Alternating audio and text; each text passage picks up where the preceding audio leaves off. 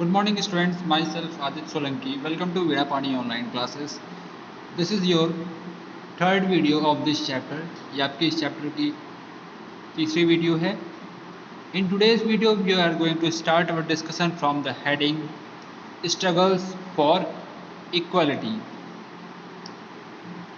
Previous दोनों video में हम लोगों ने पेज नंबर 126, 127 एंड 128 के कुछ पैराग्राफ को रीड किया था और आज का जो डिस्कशन है हम लोग स्टार्ट करेंगे स्ट्रगल फॉर इक्वलिटी हेडिंग से.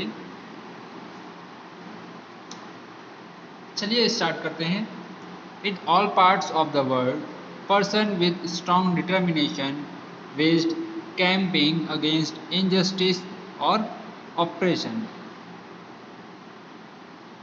अब इक्वलिटी के लिए जो भी जद्दोजहद हुई थी, जो भी संघर्ष हुआ था, हम लोग उसके बारे में पढ़ते हैं. अभी तक तो आपने केवल इंडिया के बारे में पढ़ा है कि इंडिया में इक्वलिटी के चलते क्या क्या हुआ, लोगों ने क्या क्या सहन किया, किस टाइप का डिस्क्रिमिनेशन होता था. अब हम लोग बात करते हैं वर्ल्ड की, यानी कि दुनिया में भी. अब ऐसा तो है नहीं केवल इंडिया में ही इनइक्वलिटी होती थी, इंडिया में ही इनजस्टिस होता था, अन्याय होता था, बाकी देशों में भी होता था. तो हम लोग उनके बारे में पढ़ेंगे और उन अन्याय के विरुद्ध कौन कौन खड़े हुए, वो उन ग्रेट पर्सन के बारे में पढ़ेंगे और कौन कौन से मूवमेंट चलाए गए, आंदोलन चलाए गए. In all part of the world person with strong determination based camping. World के यानी कि दुनिया के सभी पार्ट में लोगों ने एक दृढ़ निश्चय के साथ एक कैंपेन स्टार्ट किया, एक आंदोलन स्टार्ट किया इनजस्टिस, अन्याय के अगेंस्ट, विरुद्ध. American civil right movement. अब अमेरिकन सिविल राइट मूवमेंट नाम से ही पता चल रहा है किस कंट्री से रिलेटेड है, अमेरिका से. India is not only democracy where inequality exist. India ही एकमात्र ऐसी डेमोक्रेसी, ऐसा लोकतंत्र नहीं है जहाँ पे इनइक्वालिटी एग्जिस्ट करती है. In other countries too people have struggle for equality. Other countries में भी लोगों ने इक्वलिटी के लिए स्ट्रगल किया है, संघर्ष किया है. In many democratic countries around the world including the United State. कई डेमोक्रेटिक कंट्रीज में, जिसमें कि यूनाइटेड स्टेट भी आता है. The establishment of equality continue to be the main issue for centuries. Equality का एस्टेब्लिशमेंट यानी कि इक्वलिटी की स्थापना कई सदियों तक एक मेन मुद्दा बना रहा है. In the US American of African origin known as blacks, and as such African American had to face discrimination in almost every aspect of their life. While traveling by bus, they were not allowed to sit on the seat which a white man want to use.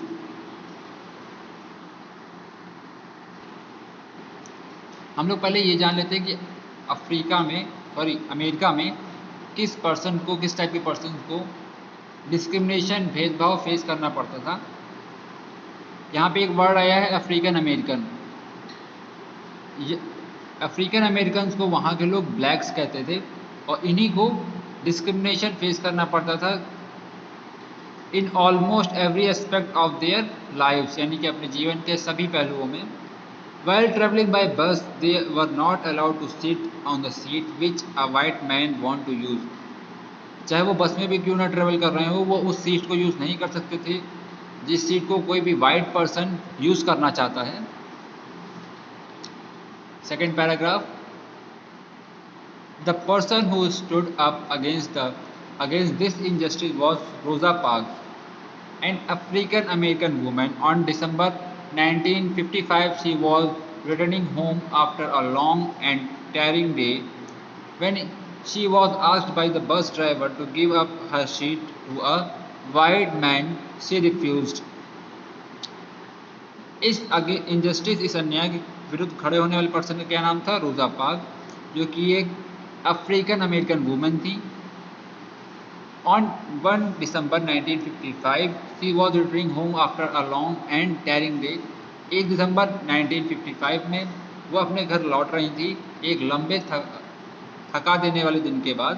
When she was asked by bus driver to give up her seat to the white man, she refused. जब उनसे अपनी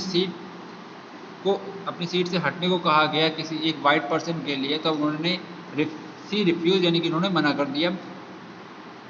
Her refusal and her subsequent arrest started a huge agitation against the unequal treatment meted out to the African American. This came to be known as the Civil Rights Movement.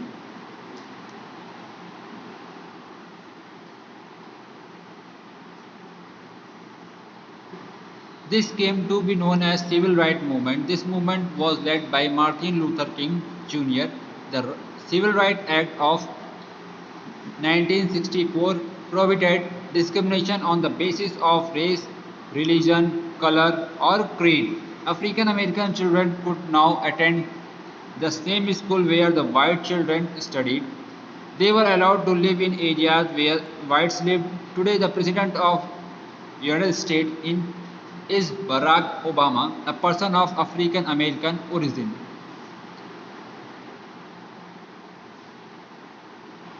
इस movement को civil right movement का नाम दिया गया और इस movement को आगे बढ़ाने वाले कौन थे? मार्टिन लूथर किंग जूनियर थे। और 1964 में एक सिविल राइट एक्ट पास हुआ जिसके 1964 में सिविल राइट एक्ट पास हुआ जिसके तहत हर प्रकार के डिस्क्रिमिनेशन भेदभाव पर रोक लगाई गई, चाहे वो रेस, रिलीजन, कलर, क्रीड, चाहे किसी के भी आधार पर हो, लेकिन कोई भी डिस्क्रिमिनेशन अब से नहीं होगा। उसके बाद से अफ्रीकन अमेरिकन जो चिल्ड्रन थे वो सेम स्कूल, अफ्रीकन अमेरिकन जो चिल्ड्रन थे वो उसी स्कूल में पढ़ सकते थे जिसमें वाइट चिल्ड्रन पढ़ सकते थे। They were allowed to live in areas where white live. अब वो उस एरिया में भी रह सकते थे जहाँ पे वाइट पर्सन रहते थे। टुडे, अब इस लाइन को आप थोड़ा सा नज़रअंदाज कर सकते हैं क्योंकि इस टाइम यूनाइटेड स्टेट के जो प्रेसिडेंट है वो चेंज हो चुके हैं। पहले बराक ओबामा थे जो कि एक अफ्रीकन अमेरिकन थे। Despite these reforms, African American continue to be the poorest in the country and cannot afford to send their children to the best of school. इन सभी रिफॉर्म्स के बाद भी कई अफ्रीकन अमेरिकन आज भी गरीब हैं और अपने बच्चों को बेस्ट स्कूल में नहीं भेज पा रहे हैं।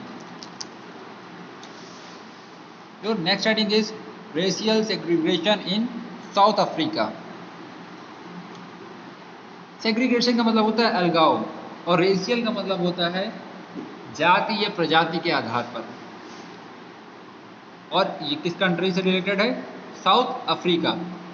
The blacks in South Africa has been subjected to serious inequality in all field of life, political, economic and social. There were separate township, buses, school and churches for the use of blacks. Nelson Mandela led the African National Congress in its struggle against the racial segregation. In 1961, the African National Congress was declared an illegal organization. Their leader, Nelson Mandela, was jailed. His trial lasted for 2 years. He was sentenced to life in imprisonment. Worldwide protests at his long detention led to Mandela's unconditional release in 1990. The National Congress had a massive victory in the country's first multiracial election in 1994. On 10 May 1994, Nelson Mandela was sworn in as South Africa's first black president. The chief executive of the republic, he retired in June 1990. South Africa में भी same case था। वहाँ पे भी discrimination colour के according होता था या कलर के आधार पर होता था और वहाँ पे जो ब्लैक पर्सन थे उनको हर फील्ड में इनइक्वालिटी फेस करनी पड़ती थी, चाहे वो पॉलिटिकल हो, चाहे इकोनॉमिक हो, चाहे वो सोशल हो।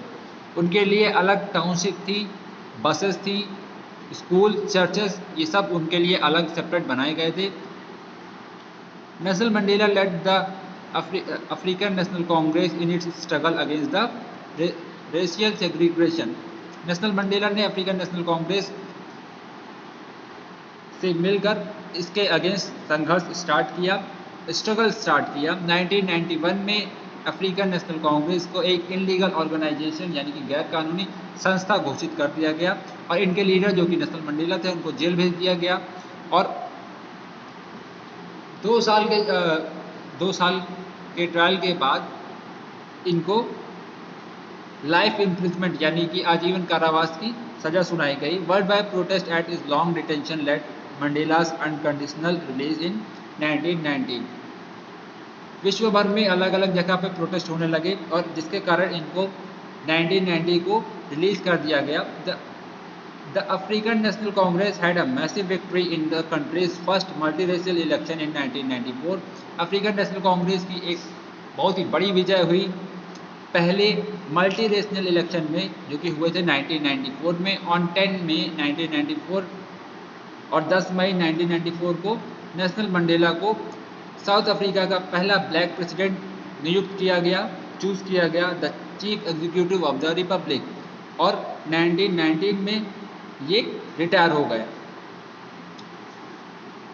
स्टूडेंट्स हम लोग आज की वीडियो में इतना ही, ये चैप्टर आपका कंप्लीट हो गया। नेक्स्ट टाइम में आपको इस चैप्टर की पीडीएफ प्रोवाइड करा दी जाएगी और जितनी भी पीडीएफ आपको प्रोवाइड करा जा रही हैं आप टाइमली उनको कंप्लीट करते रहिए, क्योंकि अगर आपने हल्की सी भी लापरवाही की तो आपका कोर्स बहुत ही स्पीडली कंप्लीट हो रहा है और अगर आप छूट गए तो आपको कंप्लीट करने में दोबारा बहुत ही ज़्यादा प्रॉब्लम होने वाली है। आज की वीडियो में इतना ही। Thank you very much.